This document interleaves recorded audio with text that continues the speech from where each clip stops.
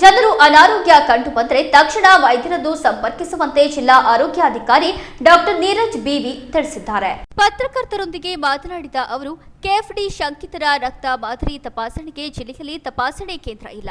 ಮಂಗಳೂರಿನಲ್ಲಿ ತಪಾಸಣೆ ಮಾಡಿಸಿ ಬೇಗ ವರದಿ ತರಿಸಿಕೊಳ್ಳುವ ವ್ಯವಸ್ಥೆ ಮಾಡಲಾಗಿದೆ. ಕಾಡಿನಂಚಿನ ಜನರಿಗೆ ವೈರಾಣು ನಿರೋಧಕ ತೈಲ ವಿತರಿಸಲಾಗಿದೆ.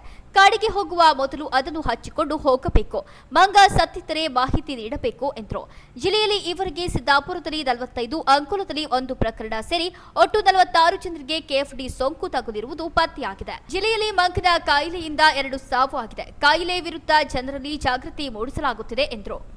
ಅಂಕೋಲಾ ತಾಲೂಕಿನ ಹಟ್ಟಿಕೆರೆ ಗ್ರಾಮದ ಮಾವಿನಕೆರೆ ಊರಿನಲ್ಲಿ 1 ಕೆಎಫ್ಡಿ ಪ್ರಕರಣ ಪತ್ತೆಯಾಗಿದೆ. ಕೃಷಿ ಉದ್ದೇಶಕ್ಕೆ ಕಾಡಿಗೆ ಹೋಗಿ ಬರುತ್ತಿದ್ದ ವ್ಯಕ್ತಿಯಲ್ಲಿ ವೈರಾಣು ಕಾಣಿಸಿದೆ. ಸೋಂಕಿತನನ್ನು ಕಾರವಾರ ಜಿಲ್ಲಾಸ್ಪತ್ರೆಗೆ ದಾಖಲಿಸಲಾಗಿದೆ ಎಂದು ವಿವರಿಸಿದರು. ಕರಾವಳಿಯಲ್ಲಿ 1 ಪ್ರಕರಣ ಇವತ್ತು ಕರಾವಳಿಯಲ್ಲಿ ಡೆತ್ ಆಗಿಲ್ಲ, ಅದು ಒಂದು ಪಾಸಿಟಿವ್ ಕೇಸ್ ಬಂದಿದೆ. ಅವರನ್ನು ಸಹ ಕಾರವಾರ ಮೆಡಿಕಲ್ ಹಾಸ್ಪಿಟಲಲ್ಲಿ ನಾವು ಅಡ್ಮಿಟ್ ಮಾಡಿದ್ದೇವೆ.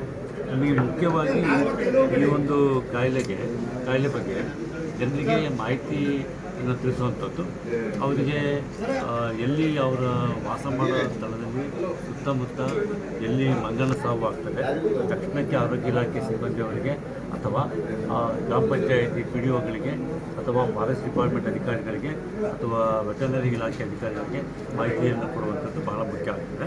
ಗ್ಯಾಸ್ಟ್ರೋಪಾಲಿಸ್ ಡಿಸೀಸ್ ಅಂತ ಅಥವಾ ಮಂಗನ ಕಾಯಿಲೆ ಅಂತ ಹೇಳ್ತಾರೆ. ಇದು 1956 ಇಸ್ವಿನಲ್ಲಿ ಮೊದಲನೇ ಬಾರಿ ಶಿವಮೊಗ್ಗ ಜಿಲ್ಲೆ ಸೊರಬ ತಾಲೂಕಲ್ಲಿ ಕಂಡುಬಂದಿದೆ.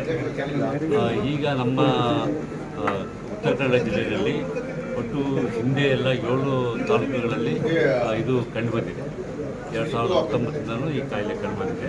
ಈ ವರ್ಷದಲ್ಲಿ ನಮಗೆ ಒಟ್ಟು 46 ಪ್ರಕರಣಗಳು ಜನರು ಕಂಡುಬಂದಿದೆ.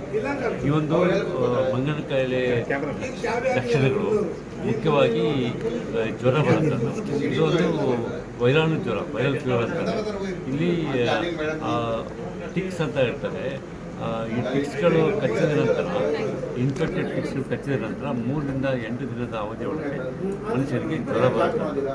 ಜ್ವರ, ಮೈಕೈ ನೋವು, ಹೊಟ್ಟೆ ನೋವು, ವಾಂತಿ ಭೇದಿ ಅಥವಾ ವಸ್ತಿಗಳಲ್ಲಿ ರಕ್ತಸ್ರಾವ ಅಂಥದ್ದು ಅಥವಾ ಇದರಲ್ಲಿ ಬೇದಿನಲ್ಲಿ ರಕ್ತ ಹೋಗುವಂಥದ್ದು ಈ ಥರ ಆಗ್ತದೆ. ಸೊ ಈ ಥರ ಲಕ್ಷಣಗಳು ಈ ಕಾಯಿಲೆ ಇರ್ತದೆ. ಈ ಒಂದು ಕಾಯಿಲೆ ಬಂದು ನಮಗೆ ಈಗ ಸದ್ಯಕ್ಕೆ ಸಿದ್ದಾಪುರ ತಾಲೂಕಲ್ಲಿ ನಿನ್ನೆ ಒಂದು 45 ಪ್ರಕರಣ ಕಂಡು ಬಂದಿದೆ. 1 ಪ್ರಕರಣ ಬಂದು ಅಂಕೋಲಾದಲ್ಲಿ ನಮಗೆ 1 ಪ್ರಕರಣ ಕಂಡು ಬಂದಿದೆ.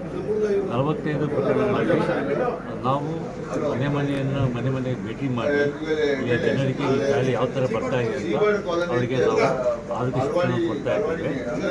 ಜೊತೆಗೆ ನಾವು ಅವರ ಎಲ್ಲಿ ಜ್ವರ ಬರ್ತಾ ಇದೆ ಪೇಷಂಟ್ಸ್ಗಳಿಗೆ ಅವರಿಗೆ ನಾವು ಮನೆಗೆ ಹೋಗಿ ರಕ್ತದ ಮಾದರಿಯನ್ನು ತಗೊಂಡು ನಾವು ಶಿವಮೊಗ್ಗದ ಲ್ಯಾಬ್ರೇಟ್ರಿ ಕಳಿಸ್ಕೊಡ್ತಾ ಇದ್ದೀವಿ.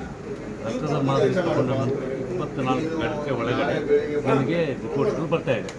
ಸೊ 24 ಗಂಟೆ ಒಳಗಡೆ ಅದು ಶಂಕಿತ ಪ್ರಕರಣ ಅಂತ ನಾವು ಪರಿಗಣನೆ ಮಾಡ್ತೀವಿ. ಸಪೋಸ್ ಏನಾದರೂ ಸಿಂಪ್ಟಮ್ಸ್ಗಳು ಜಾಸ್ತಿ ಇರುತ್ತೆ ನಾವು ಆ್ಯಂಬುಲೆನ್ಸ್ ಮುಖಾಂತರ ಸಾರ್ವಜನಿಕ ಆಸ್ಪತ್ರೆ ಸಿದ್ದಾಪುರ ಇಲ್ಲಿಗೆ ಪೇಷಂಟ್ಗಳನ್ನ ಶಿಫ್ಟ್ ಮಾಡಿ ಅಲ್ಲಿ ನಾವು ಚಿಕಿತ್ಸೆ ಕೊಡ್ತಾ ಇದ್ದೀವಿ. ಕೇಂದ್ರ ಪ್ರೆಸ್ ನ್ಯೂಸ್, ಕಾರವಾರ.